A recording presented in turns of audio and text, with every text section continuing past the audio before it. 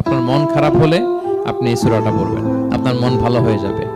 এটাকে দি anti depressant সূরা বলে, মানে ডিপ্রেশন কাটায় ফেলে।